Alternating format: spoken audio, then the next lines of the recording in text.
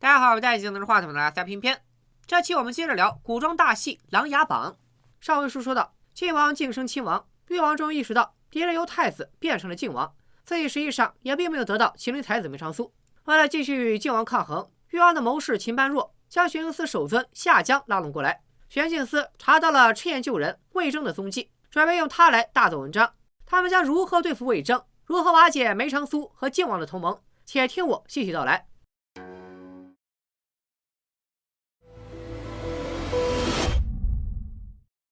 玄镜司高手济济，夏江的徒弟夏秋带领人马埋伏在魏征替西境药王谷押送药材的路上。为了不连累药王谷其他兄弟，魏征最终还是站了出来，以身应劫。另一方面，誉王也撺掇皇后，趁皇帝去皇陵祭祖，在后宫演一场闹剧。皇后故意到静妃宫中搜查她的药柜，太监的耳目则声称静妃宫中有烈性药物，控告她妄图谋害良帝。皇后便顺势将静妃和她宫中的侍女都软禁起来。软禁静妃之后，皇后又按誉王的计划，给了静妃宫中侍女小欣出宫报信的机会。小欣见过上厕所，一路往宫厨外跑。可她一个小宫女，凭自己的力量哪能跑得出宫门？然而她却碰巧遇上了惠妃宫中的小太监小金。小金传话来说，惠妃一向与静妃交好，她听说静妃被幽禁，也接了团团转，便派小金出来打探。小金有门路，带着小欣出宫，向晋王府去了。可晋王此时仍在灾区赈灾，只有手下列战英等人留守。听说静妃出事，晋王府的人也急不可耐，带着小欣就要去皇陵报信。列战英则亲自去苏宅找梅长苏支招。可不管是魏征被捕，还是宫闱之内的种种较量，病得人事不省的梅长苏一概不知。直到药王谷的人到京城报信，苏宅这才知道魏征出了事，准备通过桐路和13先生联络京中江左盟的弟兄，谋划如何应对。屋漏偏逢连夜雨夹雪，被洪秀昭拘多时的桐路也在深夜遭俘被抓。重任如桐路，本来也是如铁板一块，然而四姐却成了他的软肋。桐路自然不知道四姐的底细，秦般若原来心爱的女人威胁他便招架不住，说出了自己如何与梅长苏接头的秘密。秦般若这才知道，原来与他在京城花街柳巷中并立多年的妙音坊，竟是江左盟的据点之一。誉王指使小舅子大理寺卿朱越前去围剿，无奈妙音坊众人未雨绸缪，早就人去楼空。至于皇宫里的事，黎刚、甄平等人更是应付不来，以为只要去皇陵告知良帝，便能换来解救静妃的懿旨诏书，因此没有过多思考，回应也稍欠考虑，明显触怒了前来求助的列战英，让他误以为苏宅对静妃的事并不上心。而传继至皇陵的二人，半路上也遭人拦截，那人自称是江左盟的人，劝小欣原路返回，因为静妃这一遭绝没有性命之忧。等良帝回宫，静妃受的委屈越多，皇后的罪也就越重，对晋王也就越有利，因此不必大动干戈，惊动圣驾。小欣和晋王副将自然不肯听从这离谱的办法，但无奈对方不按套路出牌。你要是这么一说，我倒觉得真不能让晋王殿下知道。随后，小欣被押回静妃宫中，将报信的二人处理后，这人才向誉王复命。原来这一切都是誉王和夏江的计谋，他们故意找借口扣押静妃，又让静妃侍女和晋王副将报信不成。晋王方面还误以为是梅长苏出手阻拦，到时候皇后虽然会被良帝指责，但誉王等人理解晋王与梅长苏的目的也就达到了。良帝回宫后，果然严厉斥责了皇后，皇后还是按后宫争斗的老套路，指责静妃恶人先告状。但他没想到，静妃就像一团压不扁、揉不烂的棉花，压根就没跟良帝说一句皇后的不是。是良帝见静妃身体有恙，私下问了惠妃才知道，她离宫短短数日，竟发生了这么多事，因此龙颜大怒。皇后狡辩称太医鉴定静妃的药材有问题，可良帝也没有被这种别扭的谎言蒙蔽。良帝偏宠静妃，自然会为她受到的委屈鸣不平。皇后也早做好了要被吃的一顿的准备。谁成想，静妃不仅不计前嫌，没有在良帝面前说一句皇后的不是，还身着盛装面圣为皇后求情，这一招不可谓不高。静妃在宫中一向以素雅装扮示人，这一遭她其实也是在反击。从面上看，她的所作所为妥帖明事理，实际上皇后使出的所有力气，最后都反弹到了自己身上，得不偿失。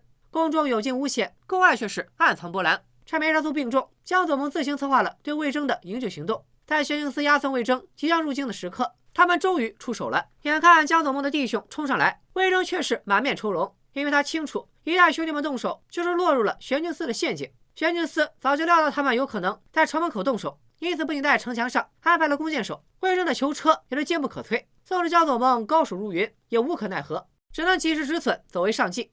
玄镜司这一战惊动了不少人，列战英听闻，带着巡防营的人前来打探。当他听说玄镜司押送的竟是赤焰军旧部魏征，顿时心下大惊，再来拜访苏宅讨要对策，却依然只得到一个先生病重无法见客的答复。与救助人员找不到联系的不仅是宫外的势力，近来梁帝也经常梦见已经故去多年的陈飞。在他的梦中，陈飞仍是临终前的模样，飘飘荡荡挂在枝头。静妃安慰他，陈飞在这世间连个牌位都没有，还牵挂那么多做什么？一定早就飞升极乐。梁帝却疑心，正是因为无人祭奠，陈飞才会日日入梦，于是安排静妃帮他办一件事。具体是啥事呢？咱们暂且按下不表。与此同时，妖王谷的大队人马夜已入京。昏睡多日，刚刚清醒一点的梅长苏立即意识到，妖王谷的谷主都不远万里亲自赴京，说明大事不妙。在他极力坚持下，李刚、真平还道出了近来的全部真相。同路叛变，妙音坊转移阵地，魏征被捕，江左盟营救无果。面对如此乱局，梅长苏只能先命盟中的赤焰旧部全数折服。李刚和真平二人原本也是没脸一战、侥幸生还的赤焰旧部，连忙请命。13年前，他二人仅是小小的石府长，又无亲友故旧。这么多年过去，京城里已经没有人能认出他们。虽然这次两人行事鲁莽了些，但梅长苏见他们说的有理，而且确实也离不开二人，便让他们继续留在自己身边。梅长苏身体刚有一点起色，便要筹谋如何应对此事。他首先就是派人守在城门口，等着即将赈灾结束回京的靖王，赶在他面圣前告知他魏征被捕一事，也让他有所准备，免得在梁帝面前失了分寸。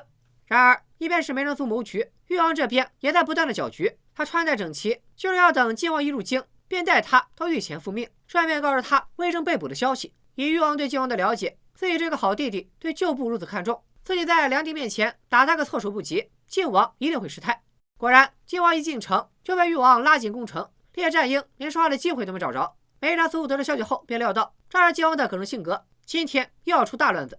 大殿之上，誉王和夏江果然憋着劲儿邀请靖王入瓮，两人一唱一和，故意在梁帝和靖王面前提起了魏征被捕一事。靖王事先没有心理准备，当即脸色大变。盟主深知在赤焰的事情上，靖王一定沉不住气，因此几次三番抢先与夏江辩论，想把此事遮掩过去。可梁帝也知道他这个儿子对赤焰救人态度暧昧，也想试探他一二。靖王一开始还能顾左右而言他，把决断权抛回给梁帝。然而夏江老奸巨猾，抓到靖王言辞中的漏洞，质疑靖王是否对梁帝当年的判断有所异议。这下靖王便没有再忍，将多年以来的真实想法全数道出。靖王这一番慷慨陈词，正中誉王下怀。对于梁帝而言，多年来赤焰案一直是他心头的一根刺。皇子篡位，将帅谋反，他用雷霆手段把他们通通送进了地狱，便一辈子不想再次提起。靖王却一而再再而三地触他眉头。眼见着誉王和夏江两个巧言令色的家伙仍然在不断拱火，一旁的高湛趁机插话说：“静妃安顿梁帝，饭前勿躁。”想到了体贴默认的静妃，梁帝的怒火霎时又去了3分，便没再继续苛责靖王。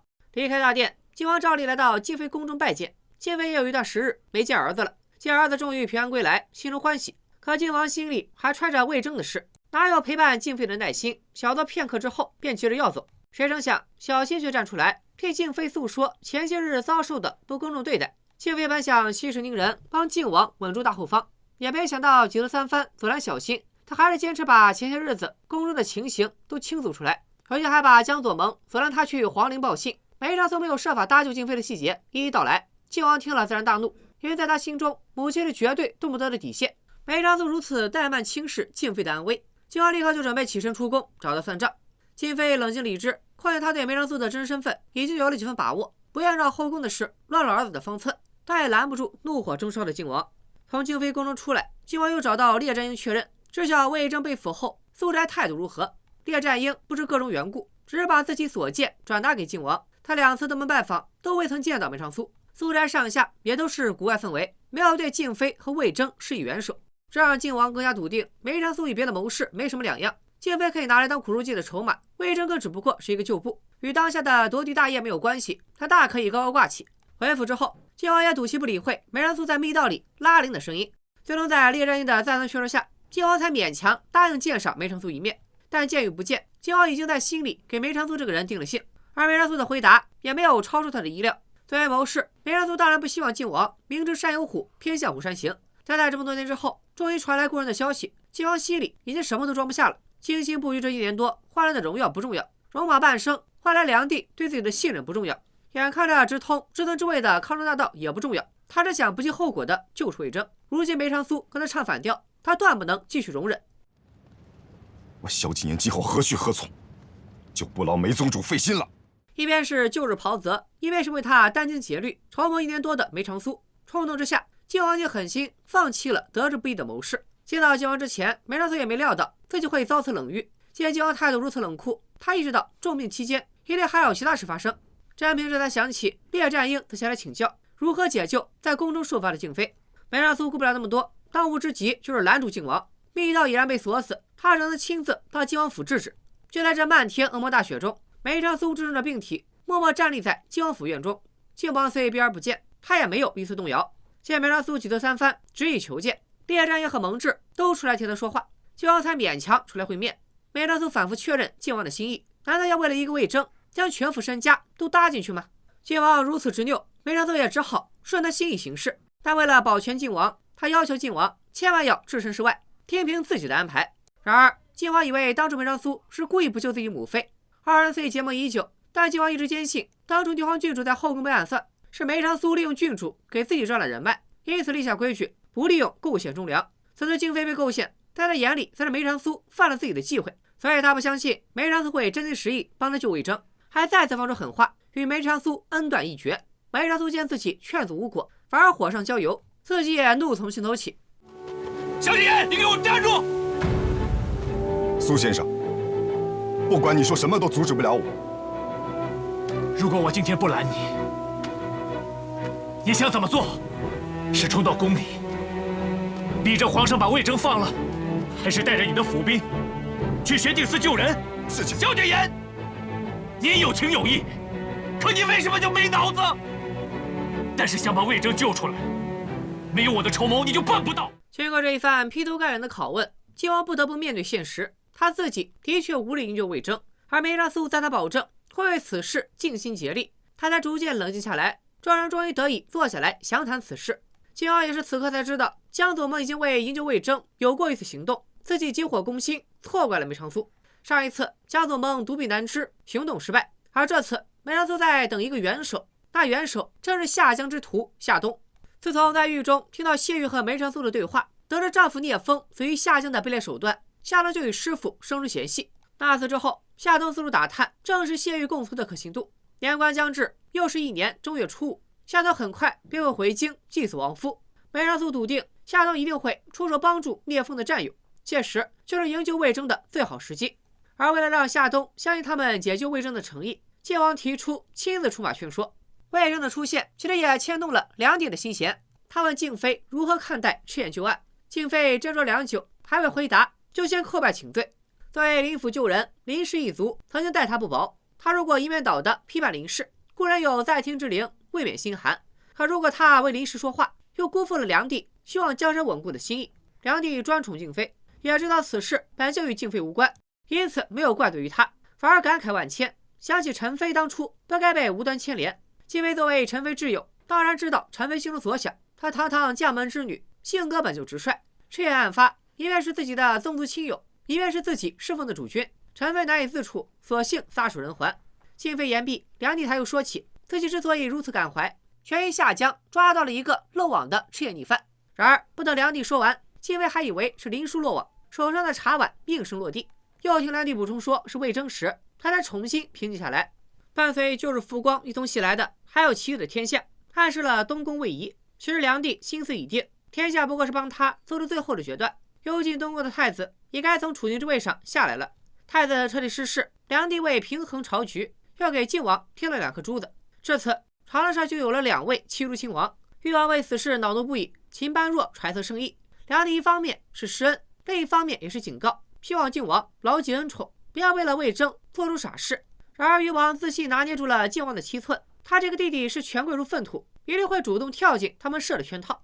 下当誉王也来构陷靖王母子的局中，也远不止魏征这一个棋子。万没想到，静妃身边的侍女小欣出身华族，暗中为下江秦般若所用。之前静妃被皇后幽禁，小欣报信不成，后来又大肆在靖王面前诉苦的行径，都是受下江之事。这天，小欣趁静妃不在宫中，偷偷进到静妃内室查看，在一个壁柜中，赫然发现静妃竟然私自供奉着陈妃的灵位。他左思右想，觉得此事可以为他们华族所用。誉王正愁没有靖王母子的把柄，如今静妃自寻死路，他当然乐得推波助澜。好在梅长苏的反击计划也稳步展开了。新年时节，外地巨盗竟流窜入京城，四处偷盗宝物。梁厉将缉拿盗匪之事全权交给了靖王。殊不知，这正是梅长苏棋局里的第一步。满城戒严的巡防营也在暗中为营救魏征出了一把力。除了满街的巡防营士兵，梅长苏将严确父子也纳入了他排兵布阵的考量范围。严确此前答应帮助靖王，是看中靖王的品性才情。虽然他也钦佩梅长苏的无声之计，但更忌惮他的深不可测。他虽然知道解救魏征是不成功便成仁的事，并且失败几率极大，可魏征毕竟是自己固有临县的旧部，而靖王和梅长苏明知不可为而为之的一腔孤勇，也让他十分感动，因此愿意为此事一搏。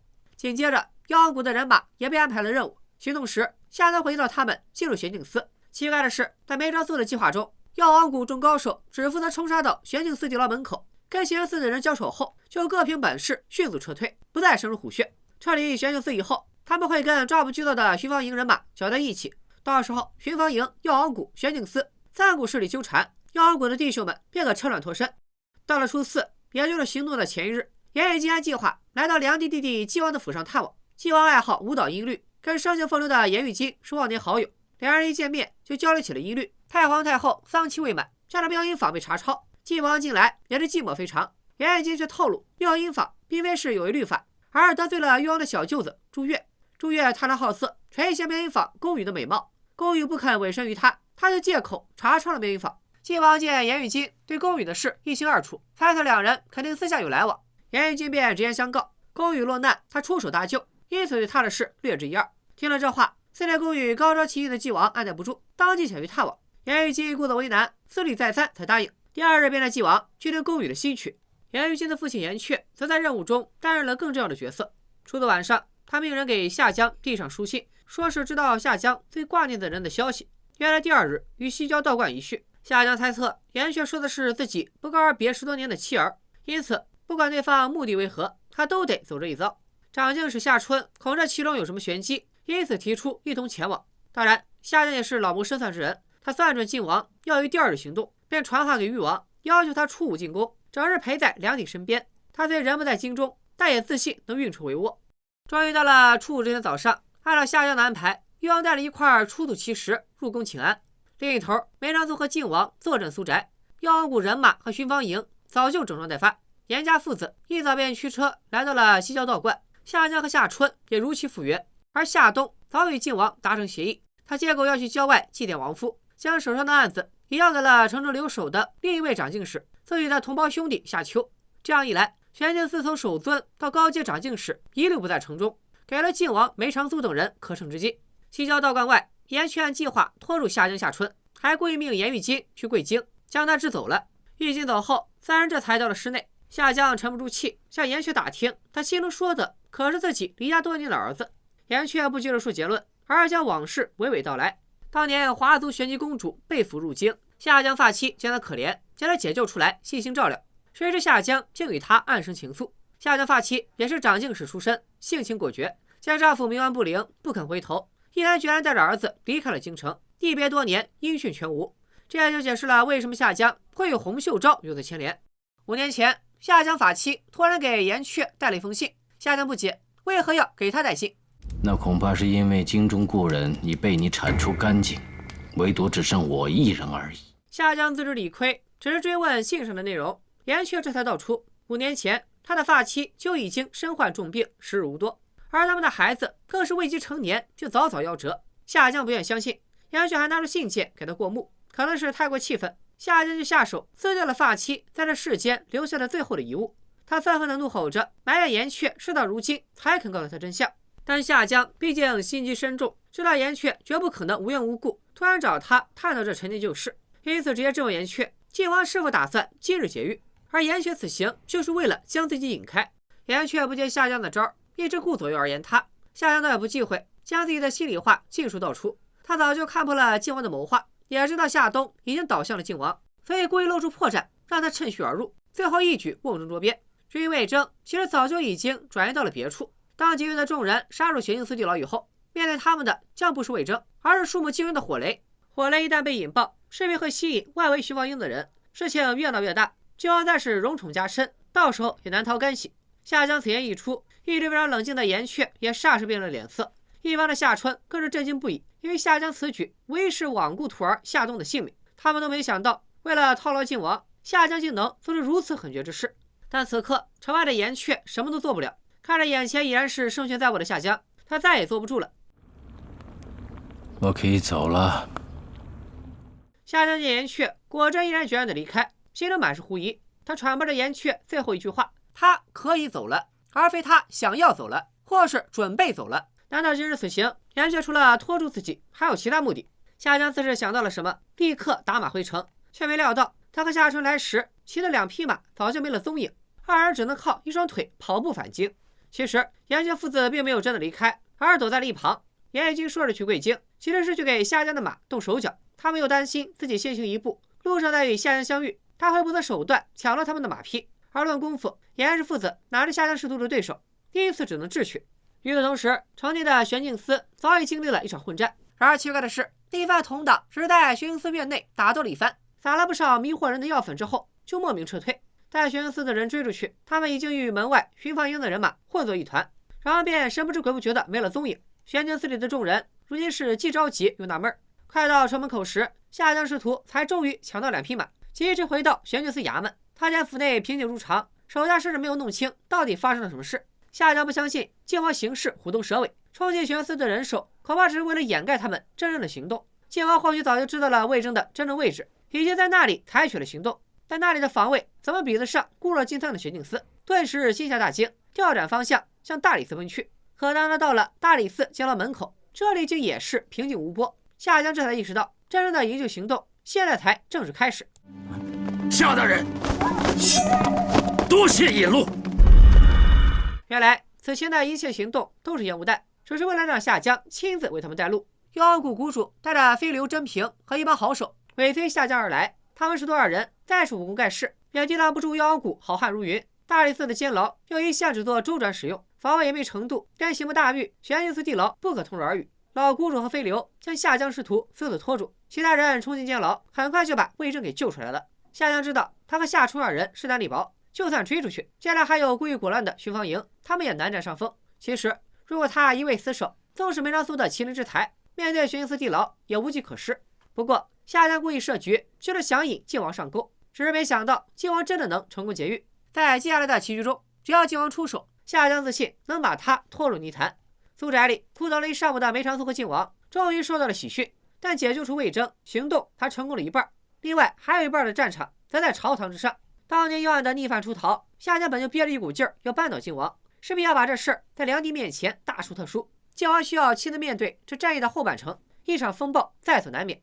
梅长苏嘱咐他魏征逃逸，虽然他们没有给敌人留下把柄，但梁帝其实也会自然而然地迁怒于靖王，到时候不管夏江如何搬弄是非，靖王千万一口咬定自己与此事无关，而靖妃也难免要遭受牵连，靖王要做好心理准备。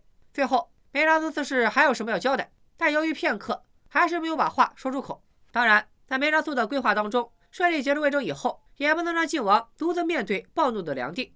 玉京带靖王踏往宫宇，成了为靖王开脱的一个重要环节。靖王在宫宇的栖身之所听他最新的作品，闲暇之际，宫宇推开窗户透气，却像是被眼前所见惊吓到。玉京和靖王上前，看到的竟是夏冬带着刚刚被劫走的魏征，在暗巷中等马车接应。夏冬还命令手下给重伤的魏征顺气。这一系列诡异行径都被靖王看在眼里，只当着玄镜司在执行什么玄而又玄的秘密任务。而宫中大殿内，梁帝和众臣正围着誉王放上的奇石赞叹不已。这石头上天然有梁胜二字，人们皆称这是天降祥瑞。梁帝正欢喜地接受着大臣们的吹捧，不料夏将蓬头垢面地冲进大殿，一见梁帝便扑倒在地，报告魏征被劫走了。一旁的誉王听了也是大吃一惊，他原以为魏征不过是引靖王救犯的诱饵，没想到真被人劫走了。梁帝更是怒不可遏，连连质问到底是谁都能在天子脚下从玄镜司劫走逆犯。夏将自然不会直接把矛头对准靖王，而是引导梁帝让他相信魏征出事一定与靖王脱不了干系。誉王也在旁边拱火，嘴上说着不相信，其实这条嫌疑彻底甩到了靖王身上。上怒之下，梁帝吼叫着让靖王即刻进阶。誉王也抓住时机，向侍立在一旁的小太监点头示意，表示后宫也可以配合行动了。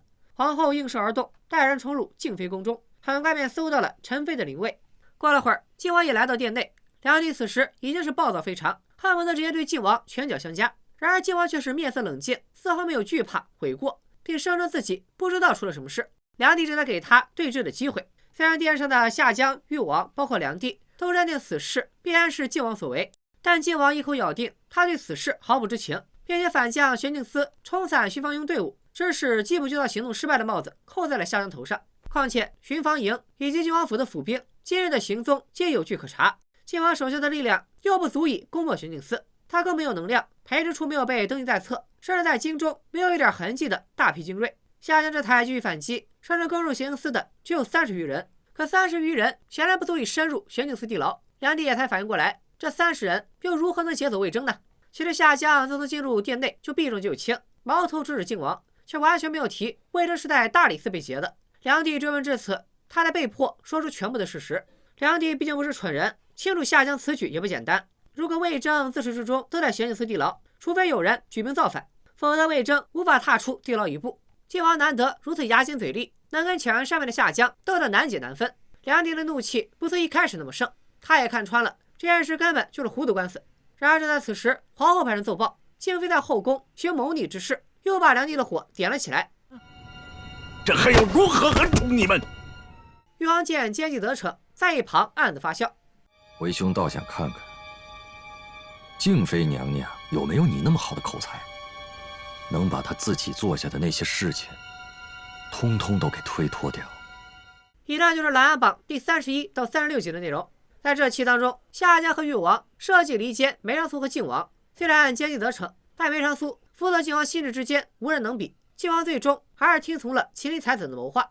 梅长苏的谋划也果然精妙，他抓住夏江故意给靖王下套的心理，顺利探出魏征到底身在何处，并成功将他解救出来。而如今他们的主要任务就是帮靖王脱罪。靖王虽然拒不承认，但后宫同时起火，静妃母子情况不妙。下一回中，他们母子二人将如何逆天改命？梅长苏也会迎来和玄镜司首尊夏江的第一场对手戏。我们且看二人如何交锋。拜了个拜。